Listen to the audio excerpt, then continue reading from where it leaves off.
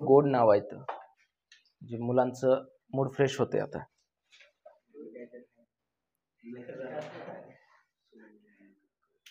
काढलो. कोण कोण आहेत बरं? सोनू. सोनूच का सोनी? सोनू. हा, नाहीतर लाडानं म्हणल्यासारखं होईल. सोनू, काय रे, मेणबत्ती, मेनका आणि करीना. यांचं प्रमाण कसं आहे बरं? 2:1. क्वेश्चन अगोदर समजून घ्यायचं मग पुन्हा चालू करायचं आपल्याला. 2:1 म्हणजे टोटल किती हिस्से बरं? 5 हिस्से. ओके. ताळेबंद ट्रान्सफर करण्यामध्ये काय अडचण आहे का? नाही. पहिली समूह अगोदर तारीख बघा बरं त्याचं. कोण गेले यावरी? 1 ऑक्टोबर 2018ला. बरोबर आहे ना? कोण गेले आहे? कुणाला सोडून? शैफालीला. सोनू आणि मेनकाला का? अच्छा. 1 ऑक्टोबर म्हणल्यास ऑक्टोबरचा महिना धरायचा आहे का? नाही. ऑक्टोबर जस्ट चालू झाले ना. ऑक्टोबरच्या अगोदर कोणता महिना येते बरं? लाजी वाटू द्या बे, लाजी फाशी घेऊन मरा. जुलै, ऑगस्ट, सप्टेंबर. काय धंदे तुमचे? कोणता महिना येते? सप्टेंबर महिना येते. मग सप्टेंबर महिन्यापर्यंतची तारखा मोजायची ना आपले किती महिने होतात? मग 1 एप्रिल पासून सप्टेंबर पर्यंत किती? एप्रिल, मे, जून, जुलै, ऑगस्ट, सप्टेंबर. म्हणजे किती महिने होईल बरं? 6 महिने. अगोदर काढून ठेवतो मी पण पटशिऱ्या. लेकरांना सांगायचा चाल ऑक्टोबरच्या अगोदर जुलै येते म्हणून.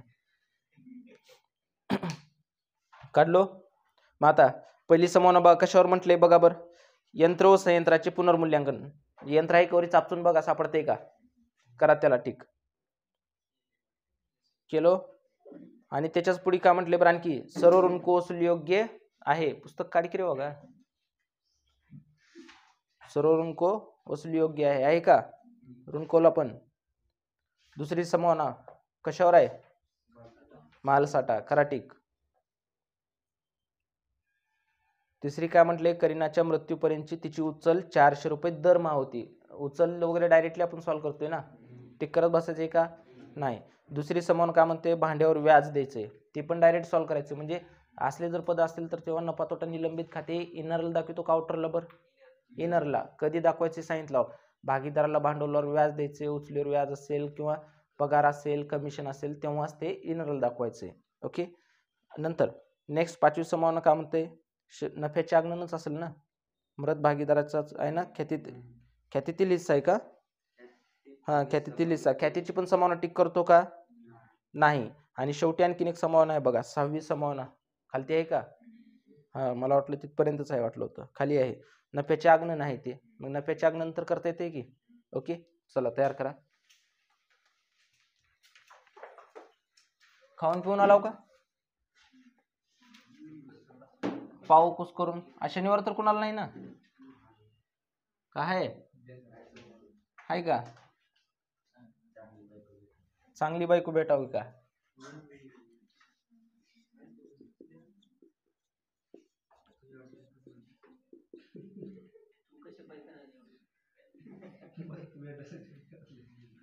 अरे सगळ्यांचा उद्देश तेच आहे ना. कसली का भेटावी रे बाबा, पण भेटावी.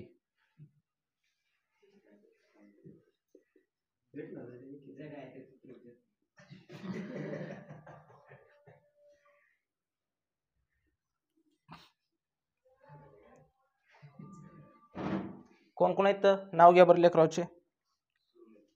सोनू, मेनका आणि करीना.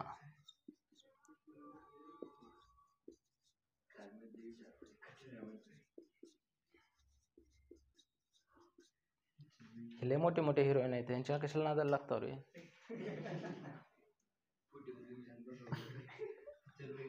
हा, तारीख किती आहे बरं?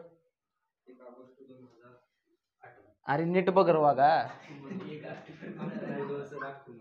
1 ऑक्टोबर 2018 रोजीचा चे.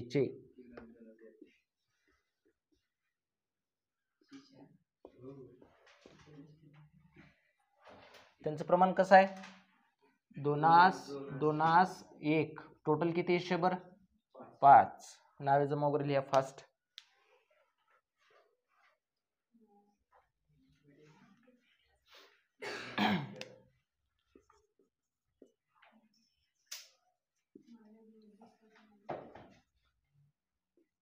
जस्तीने जस्तीचं पुस्तक आणले तर व्यवस्थित बसता पण येतं पॅडवर ठेवून.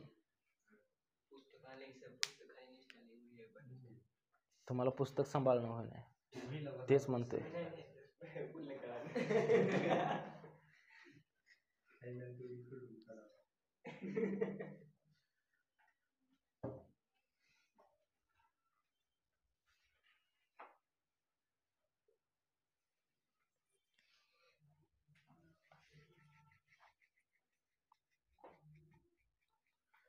झालं.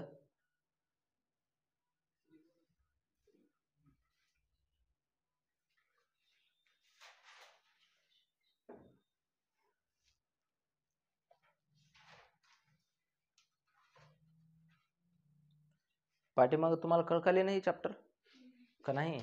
नुसतं हो म्हणतो का बिराजदार?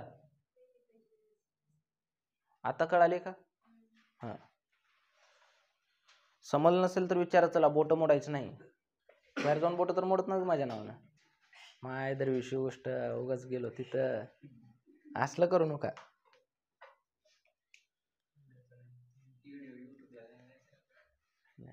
एडिटिंग होते ते.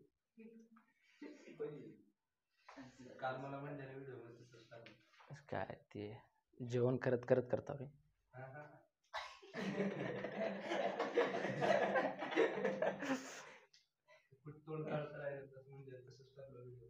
असं नाही, या लक्ष देतो. चला, झालं बा. ट्रान्सफर करायचं अगोदर कोणती बाजू? बरं, देयता बाजू. देयताची पद कुठं म्हणता? भांडवलच्या जमाला, दुसरीकडे देयताला. आणि तिन्ही पण चॅप्टर्सला लागू करा म्हणतोय. प्रवेश असेल, निवृत्ती असेल किंवा मृत्यू असेल. पुस्तक नाही का पाठीमाग? आहे ना? हा. तर पहिलं पद काय बरं? भांडवल. काय म्हणतात त्याला? शिल्लक पुढे आणली. शेपूची भाजी आणली. हा, सोनूचं किती आहे? 40,000. मेनकाताईचं 40च आहे का? करीना वहिनीचं 20,000. झालं. नेक्स्ट, सामान्य संचिती. संचितीला दुसरं नाव काय म्हणतो आपण? निधी. मग ती सामान्य निधी भांडवलच्या कोणत्या साईडला? जमाला. सामान्य संचिती खाते लिहा पुढे. टोटल अमाऊंट किती आहे? 10,000. मग आता 10,000 कोणत्या प्रमाणात द्यायचे आपल्याला? 2:1. म्हणजे टोटल किती हिस्से करायचे तर? 5. मग 10,000चे 5 हिस्से केल्यास एका हिश्श्याला 2,000च येणार आहे ना. म्हणजे किती बरोबर? 4,000 आणि 2,000 द्या. नेक्स्ट, आता ती तिन्ही पण पद बघा. धनको असेल, देयपत्र असेल किंवा बँकेचं कर्ज असेल, हे तिन्ही पण द्यायचेच ना आपल्याला. द्यायचे म्हणलेस ते कुठे येतील बरं? देयताला. दाखवा मग इकडं. तिन्ही पण पद. धनको किती रुपये बरं? धनी 10,000. नेक्स्ट काय? देयपत्र किती आहे बुमला? 6,000. नेक्स्ट काय बरं? बँक कर्ज 4,000.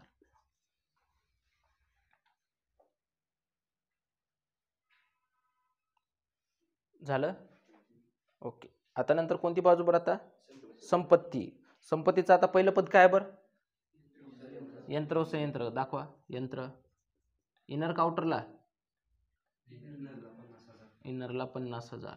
नेक्स्ट, माल साठा. इनर काउंटर 50च का? नेक्स्ट, रुनको. इनर काउंटर पण कोणती रक्कम? मूळ रक्कम 22,000. ट्रान्सफर करते वेळेस अगोदर मूळ रक्कम घ्यायची. नेक्स्ट काय बरं? गुंतवणूक. इनर काउंटर किती? 10,000. ओके. नेक्स्ट, बोकड. रोकड का? रोख. अच्छा. इनर काउंटर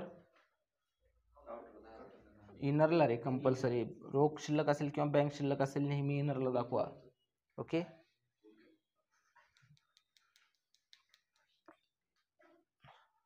झालं पाठीमाग?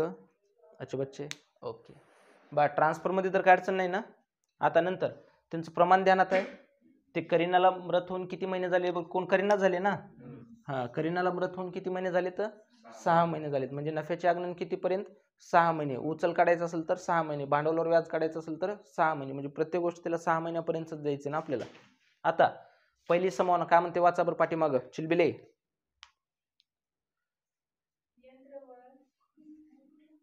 हा, वाचा वाचा, चुकू द्या, हरकत नाही.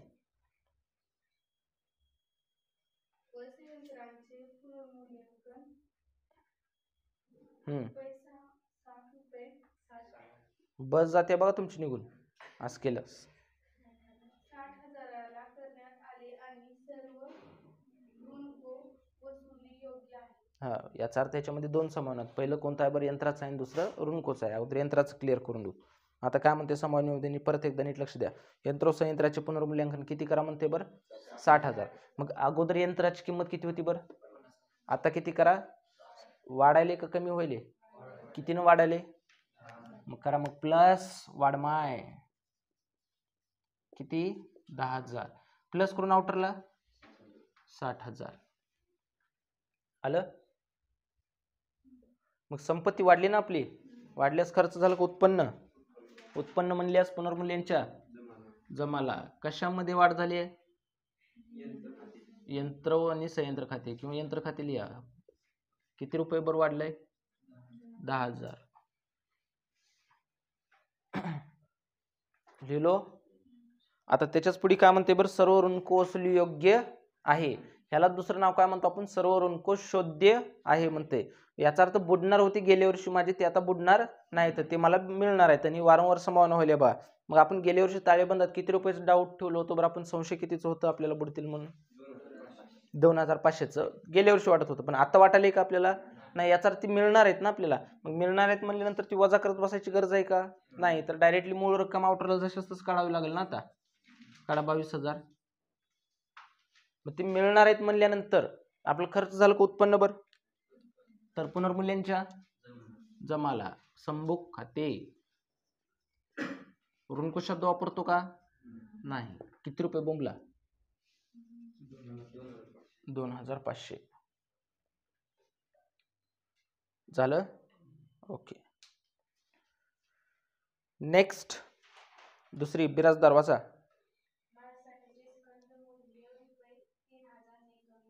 मालसाठ्याचं दुसरं नाव आहे स्कंद. ओके. आणि त्याचं मूल्य कितीने कमी करा म्हणते?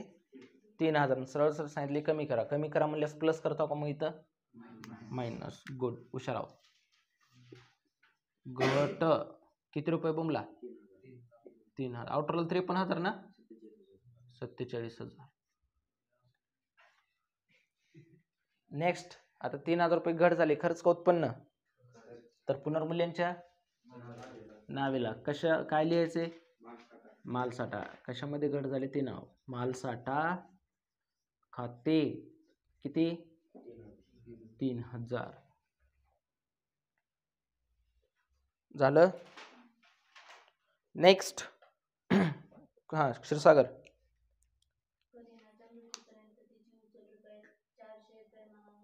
हा, करीनाच्या मृत्यूपर्यंत तिची उचल किती रुपये होती म्हणते? 400. एकदा 400 आहे का? नाही. दरमहा म्हणजे दर महिन्याला तिने 400 रुपये घेत होती. मग तिने व्यवसायात किती महिने राहिले बरं इथं? 6 महिने. मग उचल पण किती महिन्यात काढावं लागेल? 6 महिन्यात. तर वर्किंग नोटमध्ये काढा उचल. करीनाची उचल करा, लिहा जरा. करीनाला पण घ्या तिथं. करीनाची उचल लिहिलो. किती रुपये गेले बरं तिनं दरमहा? 400. मग तिने व्यवसायात किती महिने झाले राहिले? 6 महिने. मग 6 महिन्याची टोटल किती उचल होते बघा बरं? 24 म्हणजेच 2,400 रुपये. मग उचल याचा अर्थ तिनं पैसे घेतले ना आपल्या व्यवसायातून. मग व्यवसायातून पैसे घेतल्यास पैसे वाढतील का कमी होतील आपले? वाढतात का? कमी होतात. व्यवसायातून घ्यायले तिनं, करीना घ्यायले, मग व्यवसायातले पैसे कमीच होणार आहेत ना. मी तर रोख मधून काय करायचं? ते मायनस. रोख असेल किंवा बँक असेल. कोण उचल करायले?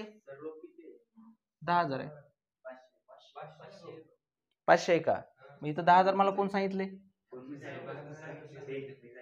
500 आहे का? बरं, हरकत नाही, भांडणं करू नका रे, आपलेच आहो सगळे. 500 लिहिलो का? हा. आता याला दुसऱ्या पद्धतीने आता सॉल्व्ह करायचंय. ओके. मला द्यायचेत किती बरं करीना वहिनीला? 2400. खिशात पैसे किती येतं? देऊ शकताव का? असलं पण एखादं क्वेश्चन येऊ शकेल ना आपल्याला. देऊ शकताव का? नाही. जर समजा आता एखाद्याचे असते बा, आपण मला याच्या अगोदरच 5000 रुपये द्यायचे होते, द्यायचे होते, बरोबर आहे ना, किंवा एक्स्ट्रा गेलेत त्याच्याकडे, देण्याच्या ऐवजी एक्स्ट्रा गेलेत म्हटलो आपण. माझ्याजवळ खिशात आहेत आता 500, ह्याला द्यायचे अजून 2000 रुपये द्यायचे, तर मी देऊ शकालाव का? नाही. आपण शेतामध्ये पण पद्धत तीच असते बा, किंवा कुणाच्यात पण कामाला गेल्यास ॲडव्हान्स जर त्याच्याकडे जर एकदा जर पैसे असले, मग आपण पैसे न देता काय करतो, पैसे जर नसतील तर चालूवर जर पैसे द्यायला नाही तेव्हा काय करतो, त्याच्यातून पैसे काढताव ना, बरोबर आहे ना. मग तीच पद्धत आपल्याला आता इथं करत चालायचे. तर आता इथं काय लिहायचं, तर नफा तोटा निलंबित खात्यांमधून ते काय करायचं, कशातून मायनस करायचं म्हणत होतो मी अगोदर, रोखमधून मायनस करायचं. अगोदर काय म्हणत होतो मी, रोखमधून. पण कधी मायनस करायचं, जर पैसे शिल्लक असतील तर. पण आता सध्या द्यायचे तिला 2400 रुपये, पण आहेत का सध्या माझ्याजवळ रोख तेवढे? नाही. मग देऊ शकेन का मी 500 मधून? मायनस मध्ये खातं जाईल ना माझं, मग देऊ शकणार नाही. मग तेव्हा तिच्यातून कशातून मायनस करायचं, रोखमधून न करता तिच्या नफा तोटा निलंबित मधून मायनस करायचे. आलं लक्षात? मग करा मग इथं नफा तोटा निलंबित खाते, त्याची अमाऊंट अजून काढायची राहिले ना आपली, बरोबर आहे. त्याला एक ओळ सोडून तिथं खाली लिहा मायनस. कुणाची उचल बर? करीनाची उचल. किती रुपये बर?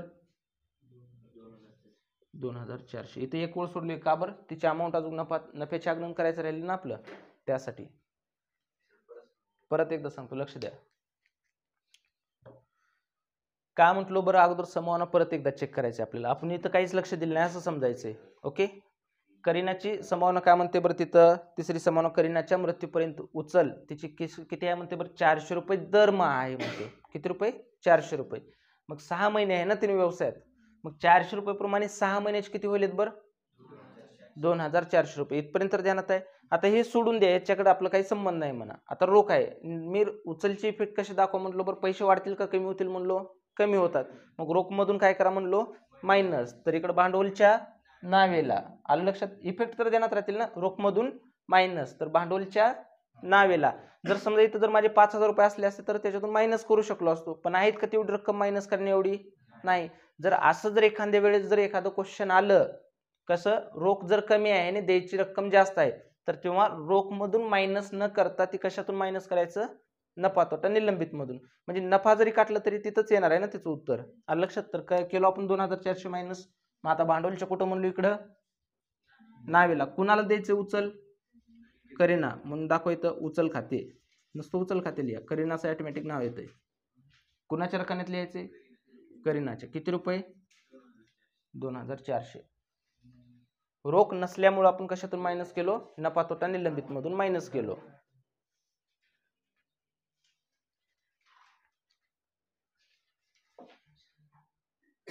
झालं? ओके. आता नंतर नेक्स्ट समभावना काय म्हणते बघा बरं, वाच रे बघा, रोहन वाच. हा, भांडवलावर किती टक्के दराने म्हणते? 10% दराने व्याज द्यायचं म्हणते. नेमकं तिघांचं भांडवल आहे बघा इथं. शिल्लक पुढे आणली म्हणजे त्यांची भांडवलच आहेत ना. किती किती आहे बरं भांडवल? सोनूचं 40, मेनकाचं 40 आणि नंतर करीनाचं 20,000. नेमकं भांडवलावर व्याज कुणाच्या देतो आपण? करीना म्हणजे नेमकं कुणाच्या? मृत भागीदाराच्या. बाकीच्यांचे देतो का? नाही. जो मयत झाले त्याच्याच भांडवलावर आपलं व्याज काढायचंय. मग मयत भागीदाराचं किती रुपये भांडवल आहे बरं? 20,000. करा मग वर्किंग नोट मध्ये भांडवलावर व्याज टाका, पॉइंट्स टाकत चला. भांडवलावर व्याज. हा, करीना वहिनीचं भांडवल किती रुपये आहे बरं? 20,000 गुणिले किती टक्के? 10 भागिले 100. बरोबर किती येते बरं? 10% म्हणजे 1 0 कट करून 2000. पण पर्सेंटेज नुसार काढलेलं कधी पण एका वर्षाचं असतं, बरोबर आहे ना. पूर्ण एका वर्षाचं द्यायचंय का? नाही. ती वहिनी किती महिने होती आपल्या व्यवसायात? 6 महिने. मग व्याज पण किती महिन्याचं? 6. म्हणजे गुणिले 6 एका वर्षात किती महिने असतात? 12. तर बघा बरं का, 6 1 6 2 बे 1 बे 1 म्हणजे किती आलं बरं? 1000. अरे 2000 रुपये एका वर्षासाठी आहे, तर 6 महिन्यासाठी म्हणजे ऑटोमॅटिक निम्मत झालं ना. झालं?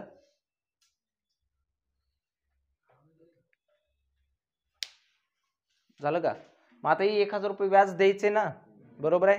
मग 1000 रुपये द्यायचे म्हणल्यास त्या करीनाचं खर्च असेल का उत्पन्न? बरं उत्पन्न. मग उत्पन्न म्हणल्यानंतर भांडवलच्या कोणत्या साईडला? बरं जमाला. मग तिचं उत्पन्न म्हणल्यास त्याच्या नफ्यात वाढ होईल का घट होईल? बरं वाढ होईल. मग वाढ म्हणल्यास इथं प्लस का मायनस? बरं प्लस. आता इथं खाली लिहा, मध्ये आणखीन इथे एक ओळ सोडला बरं का मायनस करण्यासाठी, प्लस मायनस करा. भांडवलावर व्याज किती रुपये? बरं 1000. मग इकडे भांडवलच्या कोणत्या साईडला म्हणलात? जमा साईडला. काय म्हणतो? भांडवलावर व्याज खाते कुणाच्या रखान्यात? करीनाच्या. किती? 1000. झालं. मी तर असं का लिहालोय? बरं इथं एक तर पहिलं नफा तोटा निलंबितची अमाऊंट काढायची, त्यासाठी एक ओळ सोडला. पुन्हा ही मायनस आहे आणि ही प्लस आहे. मग मायनस करून किती येते ती रक्कम काढावी लागेल ना, आणि पुन्हा प्लस साठी केलं आपण इथं. झालं. नंतर नेक्स्ट रोजची वासरे बघा. मागील 3 वर्षाच्या सरासरी नफ्याच्या 2 वर्षाच्या खरेदी एवढा ठरवण्यात यावा. मागील 3 वर्षाचा नफा. ती खाली अमाऊंट्स दिलेली आपल्याला. म्हणजे काय म्हणते? बरं मागील 3 वर्ष सरासरी नफ्यावर त्याची ख्याती काढायची ना आपल्याला. पण किती वर्षाच्या खरेदी एवढा म्हणते? 2 वर्षाच्या. तर तिथं 2 वर्षाच्या खरेदी एवढ्याला अंडरलाईन करून ठेवा, सांगतो त्याचा अर्थ, आणि त्याचा अर्थ तिथंच लिहून ठेवा. पुस्तकातच लिहिलो. 2 वर्षाचा याचा अर्थ दुप्पट. काय होतं त्याचा अर्थ? दुप्पट. लिहा. लिहिलो. आणि जर समजा एक्झाम मध्ये जर असं म्हणलं 3 वर्षाच्या खरेदी एवढा लावा, म्हणजे किती पट करचाल? तिप्पट. 4 वर्षाची खरेदी एवढा म्हणजे चौपट. ती खरेदी एवढा म्हणजे किती पटीनं करायचंय ते सांगते बरं का. 2 वर्षाच्या म्हणजे दुप्पट करा म्हणते, 3 वर्षाच्या म्हणजे तिप्पट करा म्हणते. अगोदरचे दुप्पट तिप्पट सरळ देत होते, पण खरेदी एवढा जरी म्हटलं तरी अर्थ त्याचं तेच होते. मग आपल्याला मागील सरासरी 3 वर्ष सरासरी नफ्याचे किती पट लावायचे? आता दुप्पट लावायचे. मग आता वर्किंग नोट मध्ये काढावं लागेल का नाही ख्याती? काढा मग अगोदर. ख्यातीचे आगणन टाका पॉइंट. ख्यातीचे आगणन सूत्र काय? बरं सरासरी नफा बरोबर एकूण वर्षाचा नफा भागिले एकूण वर्ष. सरासरी नफा बरोबर एकूण वर्षाचा नफा भागिले एकूण वर्ष. आणि याच्यात तयार करामध्ये पण तेच आहे बघा. ख्यातीचं वगैरे आगणनचे कृतिकार्य स्पष्ट करा, म्हणजे वर्किंग नोट दाखवा म्हटले. लिहिलो सूत्र. सरासरी नफा बरोबर एकूण वर्षाचा नफा भागिले एकूण वर्ष. बरोबर चिन्हाच्या खाली बरोबर चिन्ह. आता सरासरी मागील किती वर्षात सरासरी नफ्याचे म्हटले? 3 वर्षाचे. मग मागील 3 वर्षाचे पहिले अमाऊंट किती आहे? बरं 15,000. कोणतं वर्ष आहे? बरं तिथे इयर दिलेच ना. कोणतं आहे? 15-16चं आहे. मग आता नंतर 16-17चं बघा बरं. 17,000. आणि 17-18चं 13,000. तिन्ही वर्ष घेतलो का भागिले किती येईल? बरं 3. जेवढे वर्षाची वरी घेतला तेवढ्यानं खाली भाग घालायचे आपल्याला. आता तिन्हीची बेरीज किती ते बघा बरं. 45,000. 45,000 भागिले 3. तर बघा बरं आणखीन 3 1 3 3 1 3 उरले 1 3 5 15. म्हणजे किती आलं बरं? 15,000 आलं का सरासरी नफा? लिहा तिथं सरासरी नफा बरोबर 15,000. सरासरी नफा बरोबर किती आला आपलं? 15,000. मग सरासरी नफा एवढंच घ्यायचंय का आपल्याला? नाही, त्याचे किती पट करायचंय? दुप्पट. तर गुणिले 2 बरोबर किती येते बरं? आता मग दुप्पट केल्यास 30,000. म्हणजे ख्याती किती निघाली आपली? 30,000 रुपये निघाली. झालं. ख्याती तर काढता आली कितपर्यंत. मग आता ही ख्याती बघा, आपण जे काय सरासरी नफ्यानुसार काढलं ती एकाच निघाले का? नाही, ती सगळ्यांचं आहे ना, तिघांचं पण आहे त्या संस्थेचं. आपल्याला त्या मृत भागीदार म्हणजे त्या करीनाच्या हिश्श्याला किती येते तेवढंच काढायचं आपल्याला. मग मृत भागीदाराला 5 मधले किती हिस्से द्यायचे? बरं एकच द्यायचे. म्हणजे पहिलं 2 कुणाचं आहे? सोनूचं आहे. दुसरं 2 मेनकाचं आणि 1 कुणाचं आहे? करीनाचं आहे. म्हणजे 5 हिस्से करायचे आणि मग पुन्हा 1 हिस्सा द्यायचा आहे तिला. तर बघा बरं आता 30,000 भागिले 5. 5 1 5 5 1 30. म्हणजे किती आलं बरं? 6,000 एका हिश्श्याला. एका हिश्श्याला किती आलं? 6,000. आणि करीनाला पण एकच हिस्सा द्यायचे ना. म्हणजे ख्याती किती निघाली तिची? 6,000. इथं वर्क नोट मध्ये नाव द्या करीनाची ख्याती 6,000.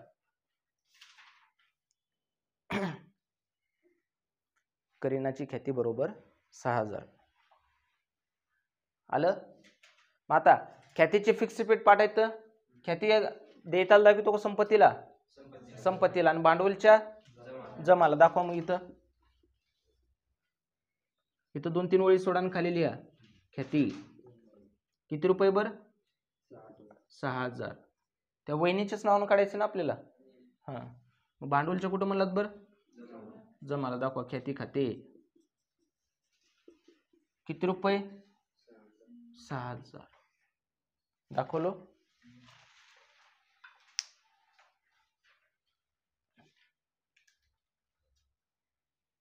आता नंतर नेक्स्ट असावरी.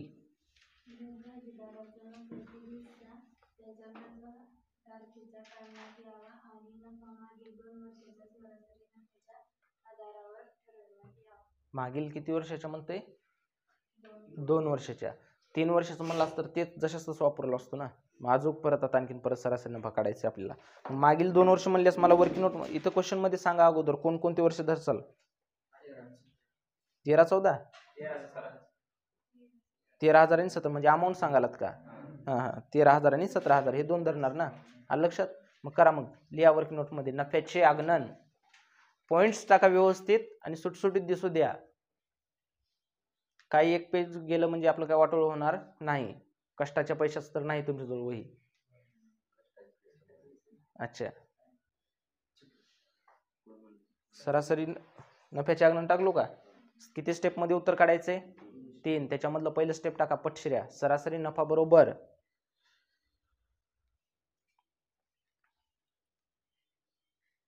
काय सूत्र परत मांडणी? एकूण वर्षाचा नफा भागिले एकूण वर्ष. एकूण वर्षाचा नफा भागिले एकूण वर्ष. आताच वरी पण टाकलं होतं ना. पण ख्यातीसाठी मागील 3 वर्ष घ्यायचे होते ना. इथं 2च वर्ष घ्यायचे होतं. मग 2 वर्ष किती बरं? आता पहिलं 17,000 प्लस 13,000 भागिले किती वर्ष? 2 झालं. हा आलं तिथंच आलं की. घ्या आता किती येते बघा बरं. 17,000 आणि 13,000 किती होतात? 30,000. 30,000 भागिले 2 बरोबर किती येते? सरासरी 15,000. घ्या मग सरासरी नफा बरोबर किती आलं? 15,000. अगोदरच्याच पण तेवढं चालतं वाटते ना सरासरी नफा. पण ते 3 वर्षाचं होतं की रे. झालं. मग आता सरासरी नफा पहिला स्टेप निघालं का? आता दुसऱ्या स्टेपवर काय काढायचंय? लिहा मृत्यू तारखेपर्यंतचा नफा. टाका सेकंड पॉइंट. मृत्यू तारखेपर्यंतचा नफा.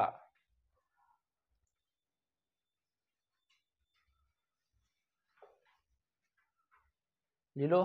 मग आता मृत्यू तारखेपर्यंत म्हणल्यास ख्याती किती रुपये? सॉरी नफा किती रुपये आले बरं आपलं वर्षाचं? 15,000. तर गुणिले किती महिन्यात काढायचे आपल्याला? 6/12. ही खाली परत लिहा. 15,000 गुणिले 6/12 म्हणजे 6 महिने म्हणजे निम्मच करायचे ना. हा मग किती रुपये येत आहे बरं? 15,000चे निम्मा 7,500. बरोबर ना. 7.5 म्हणजे 7,000. 7.5 म्हणत नाही ना मी. हा असं काय म्हणत नाही. नाही असं म्हणत नाही म्हणलं मी रे. झालं. आलं का? मग मृत्यू तारखेपर्यंत निघाला. आता शेवटचं एकच स्टेप राहिले ना आपलं. मग शेवटचं स्टेप कोणता आहे बरं? मृत भागीदाराचा हिस्सा. टाका पॉइंट. पटपट पॉइंट टाकायचं काढायचं.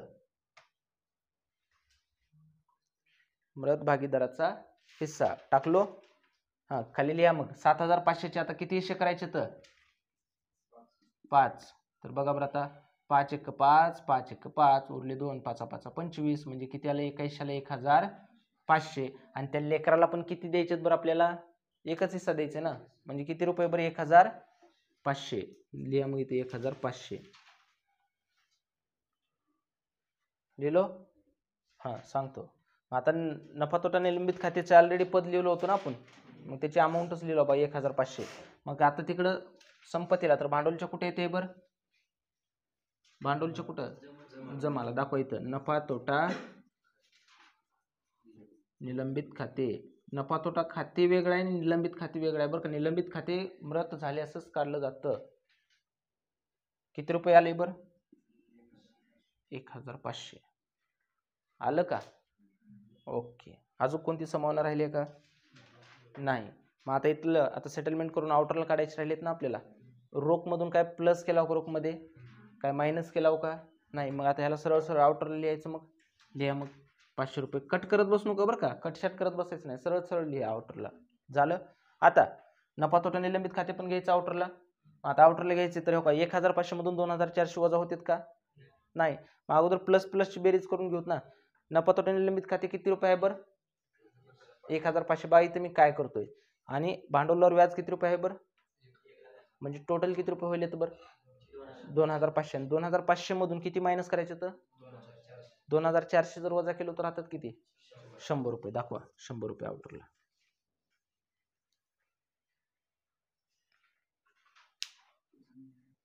दाखवलो. आता नंतर नेक्स्ट काय बरं? दुसरं काय राहिले का? नाही. तर बघा बरं आता टॅली कोणती बाजू जास्त ते.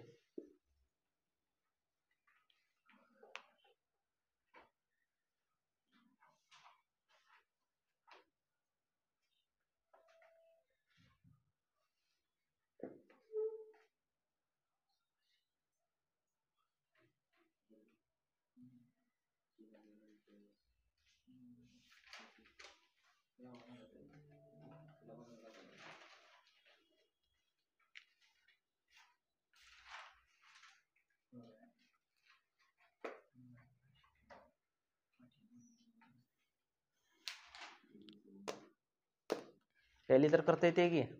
पहिलं खातं कोणाचं? भांडवल खातं क्लोज करते वेळेस मृत भागीदार असेल त्याला नाव काय देतो? वारसदाराचे कर्ज खाते. करचाल टॅली मग? ओके.